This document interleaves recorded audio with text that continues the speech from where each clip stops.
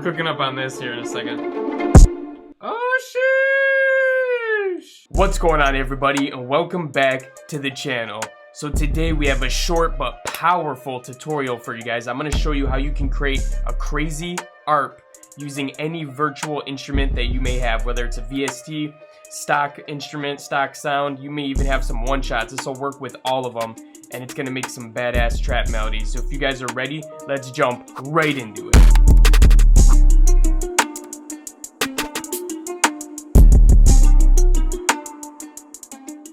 So I just dropped a video on doing arpeggiators and stuff like that, but now I want to show you how you can make your own with literally any VST that you have. So let's go ahead and we'll just pick something out here. I'm going to go into my contact.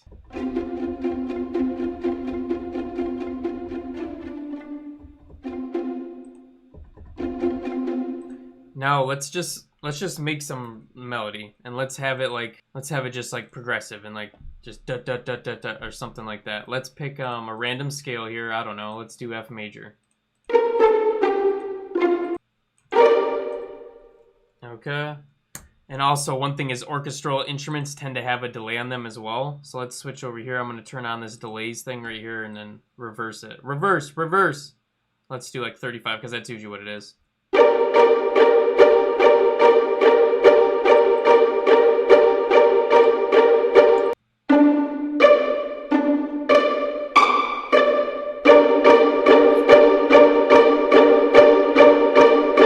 And let's just change it up twice. Why not? Let's just like put these down a couple. Like something like this.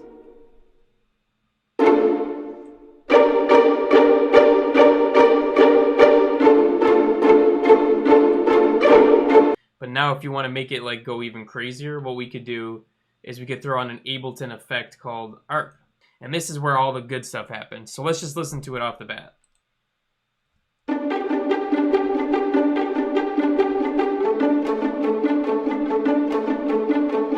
This is what it was before that.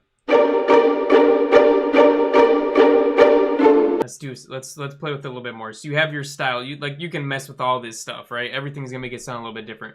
The gate is how long is the sound gonna play before it hits the next one, right? So if you want it to be longer, or if you wanted it to be like a pluck, you could just put it down really far. I think shorter sounds better. And then you can pick the rate. You can do a little bit faster.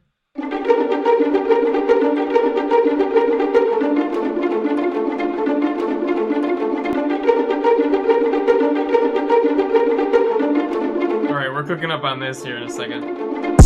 Oh, sheesh! Yeah, so literally we just turn this up. It's in a triplet form, right? Because it's not on a 16th and it's not on an 8th. It's on a 12th. So that made that melody a triplet. So you can make this a triplet or not just using this right here.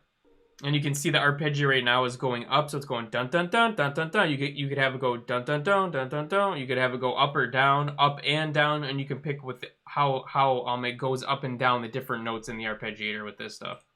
So that thing is goated. That is goated. Definitely try it out. Definitely use it if you haven't already.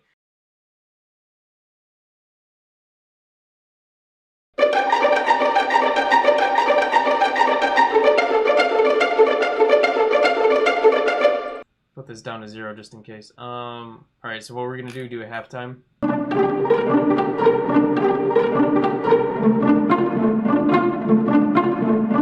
Alright guys, so that's how you can make an arpeggiator out of any instrument that you have available to you. So I hope you guys like that one. Make sure to smash that like button and subscribe to the channel if you haven't already, because we're uploading videos like this every single week that you're not going to want to miss out on.